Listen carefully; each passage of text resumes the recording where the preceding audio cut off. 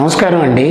బెమ్మెల పోతన గారు రాసిన భాగవతంలోని ఒక మధురమైన పద్యాన్ని ఇప్పుడు మీకు వినిపిస్తానండి.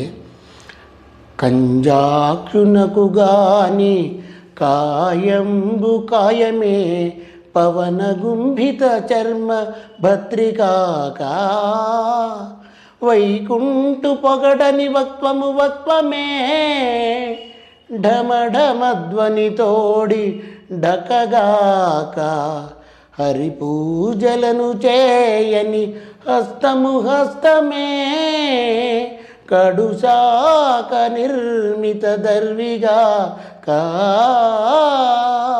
కమలేక్షు చూడని కన్నులు కన్నులే కనుకుజాల రంధ్రములుగాక చక్రి చింతలేని జన్మము జన్మమే సరళ సదృశ హృద్బుదంబుగాక